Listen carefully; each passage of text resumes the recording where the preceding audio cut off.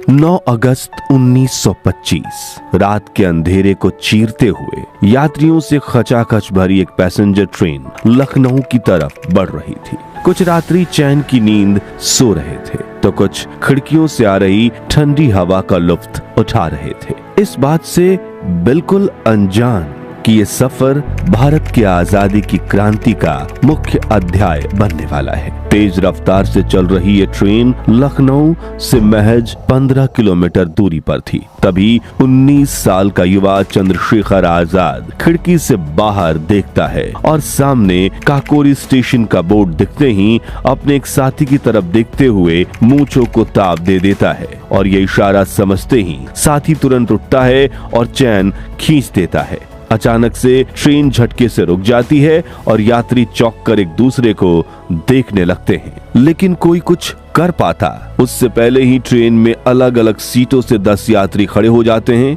और हाथ में पिस्तौल लेकर जोर से चिल्लाते हैं, कोई अपनी जगह से हिलने की कोशिश नहीं करेगा। लेकिन ये कोई लुटेरे नहीं बल्कि स्वतंत्रता संग्राम लड़ रहे हिंदुस्तान रिपब्लिकन एसोसिएशन यानी HRA के 10 युवा क्रांतिकारी थे, जिनमें से इस ऑपरेशन को अंजाम दे रहे क्रांतिकारी राम प्रसाद बिस्मिल यात्रियों से कहते हैं, हम ना तो आपका सामान लूटने आए हैं और ना ही चोट पहुंचाने, हम उस ब्रिटिश हुकूमत के उस खजाने को वापस लेने आए हैं जो उन्होंने हम भारतीयों पर अत्याचार करके लूटा है। करीब आधे घंटे चले इस ऑपरेशन में युवा क्रांतिकारी ट्रेन में रखे हर एक संदूक से ब्रिटिश हुकूमत के हजारों रुपए लूट लेते हैं और ब्रिटिश हुकूमत की नाक के नीचे से गायब हो जाते हैं और छोड़ जाते हैं सिर्फ एक नारा, सरफरोशी की तमन्ना अब हमारे दिल में है, देखना है जोर कितना बाजुए कातिल में है। हम बात कर रहे हैं आजादी की लड़ाई में मील का पत्थर साबित होने वाले 100 साल पुराने किस्से काकोरी ट्रेन एक्शन की, जिसने न सिर्फ भारत बल्कि इंग्लैंड में भी ब्रिटिश राज का तख्ता पलट दिया था। लेकिन इतने बड़े ऑपरेशन को अंजाम देने के बाद ये क्रांतिकारी पकड़े क्यों गए? क्या HRA के किसी क्रांतिकारी ने गद्दारी की थी? और कैसे हुआ था काकोरी कांड?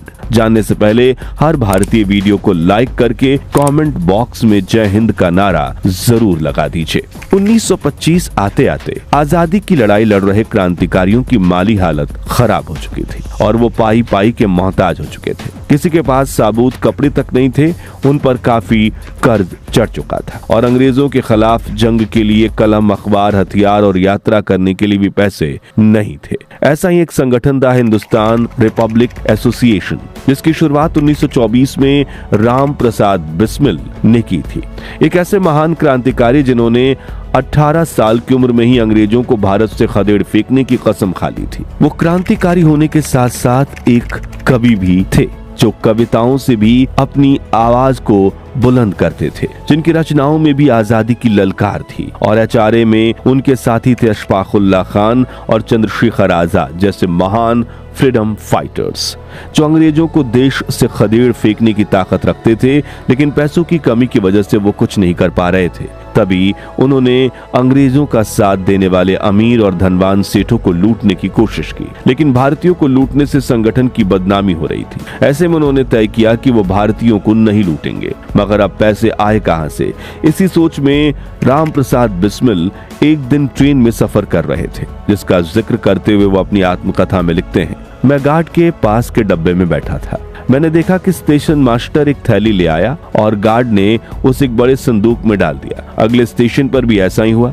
मुझे लगा यह संदूक जरूर जंजीर से बंधा रहता होगा, लेकिन जब मैंने लखनऊ स्टेशन पर कुलियों को उस संदूक को उतारते हुए देखा तो पता चला कि उसमें कोई जंजीर नहीं बंधी थी, सिर्फ एक ताला लगा हुआ था। मैंने उसी वक्त तय कर लिया कि मैं इस पर हाथ मारूंगा, क्योंकि इसमें ब्रिटिश हुकूमत का वो पैसा है जो उन्होंने गरीब भारतीयों पर जुर्म करके लगान लगाकर लूटा है। जिसके बाद राम प्रसाद बिस्मिल ने उस ट्रेन का नंबर, वो कब चलती है, कौन से स्टेशन पर रुकती है, कहां भीड़ कम होती है, ट्रेन में कितने गार्ड्स होते हैं और खजाना कब ले जाया जाता है, इस तरह की हर जानकारी जुटाई और रणनीति बनाकर शाहजहांपुर में HRA के अपने भरोसेमंद क्रांतिकारियों की मीटिंग बुलाई, जहां उन्होंने अपने साथियों को पूरी जानकारी योजना विस्तार से समझाई।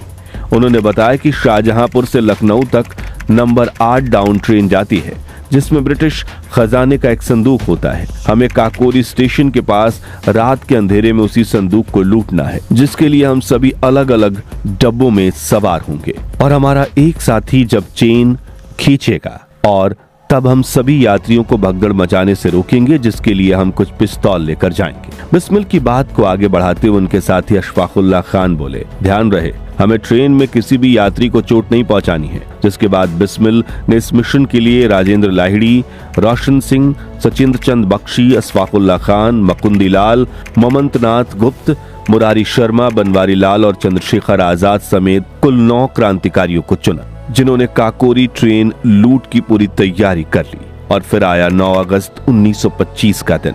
शाहजहांपुर से पैसे से भरी ट्रेन निकल जाती है और अलग अलग जगहों में इसमें सभी 10 क्रांति सवार हो जाते हैं। ट्रेन में एकदम शांत माहौल था, सारे यात्री लगभग सुस्ती में थे और इधर क्रांतिकारी काकोरी स्टेशन का इंतजार कर रहे थे। तभी चंद्रशेखर आजाद की नजरें खिड़की से दिख रहे काकोरी स्टेशन के बोर्ड पर पड़ती है। वो अपने साथी राजेंद्र की तरफ मूंछ को ताव देखते हुए देखते हैं और राजेंद्र चैन खींच देते हैं। ट्रेन रुक जाती है और सभी क्रांतिकारी अपनी जगह से उठकर भीड़ को काबू कर लेते हैं। एक क्रांतिकारी पिस्तौल की नोक पर लोको पायलट से इंजन को बंद करवा देता है, जबकि दूसरा क्रांतिकारी संदूक वाले डब्बे में गार्ड को काबू में कर लेते हैं। अशफाक गार्ड से कहते हैं, अगर आप हमारे साथ सहयोग करेंगे तो हम आपको नुकसान नहीं पहुंचाएंगे। आगे की घटना का जिक्र करते हुए राम प्रसाद बिस्मिल अपनी किताब में लिखते हैं, हमारे साथियों ने थोड़ी थोड़ी देर पर हवा में गोलियां चलानी शुरू कर दी। रुपयों से भरा लोहे का संदूक काफी भारी था, हम उसे लेकर भाग नहीं सकते थे, इसलिए हमने उस लोहे के संदूक को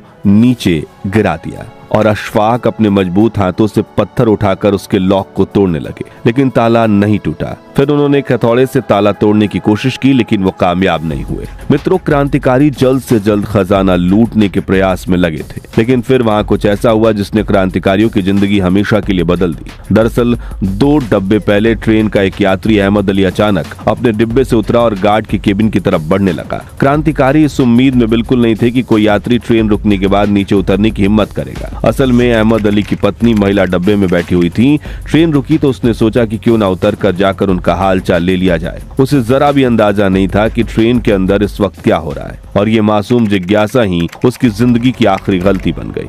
राम प्रसाद बिस्मिल ने अपनी डायरी में लिखा है, मुझे तो तुरंत समझ में आ गया कि वो यात्री महज अपनी पत्नी से मिलने जा रहा है, लेकिन मेरे साथी उतनी जल्दी परिस्थिति को समझ नहीं पाए। ममंतनाथ बहुत जज्बाती और जोशीले थे, मगर हथियार चलाने का अनुभव कम था। जैसे उन्होंने उस आदमी को केबिन की तरफ बढ़ते देखा, उन्होंने बिना देर किए अपनी पिस्तौल का ट्रिगर दबा दिया। एक पल में गोली चली और अहमद अली जमीन पर गिर पड़े। उनके प्राण वहीं निकल गए। उस वक्त अशफाकुल्लाह खान तिजोरी का ताला तोड़ने की कोशिश में जुटे थे, मगर बार बार हथौड़े की चोट बेअसर जा रही थी। तब बिस्मिल ने खुद हथौड़ा उठाया और पूरी ताकत से वार किया। जोरदार धमाके के साथ ताला टूट गया और क्रांतिकारी ने रुपयों को चादर में बांधना शुरू कर दिया। तभी दूर से एक और ट्रेन की आवाज सुनाई दी। सभी के दिलों की धड़कनें तेज हो गई। वो सोच रहे थे कि कहीं सामने से आती ट्रेन का ड्राइवर ये दृश्य देख न ले। इसी बीच यात्री भी बेचैन होकर अपनी सीटों से हिलने डुलने लगे। हालांकि कोई भी चाहे तो भाग सकता था, मगर कोई हिम्मत ना जुटा पाया। बिस्मिल ने तुरंत अपनी लोडेड माउजर हवा में लहराई और साथियों को आदेश दिया कि हथियार छिपा लो। अशफाक से कहा, हथौड़ा नीचे फेंक दो। अगले ही पल सामने से पंजाब मेल गुजरी, बिना रुके बिना कुछ देखे, और अंधेरे में लुप्त हो गई। पूरा ऑपरेशन आधे घंटे से भी कम समय में खत्म हो गया, लेकिन जीत की खुशी के बीच एक भारी सन्नाटा भी था। एक निर्दोष की जान चली गई थी।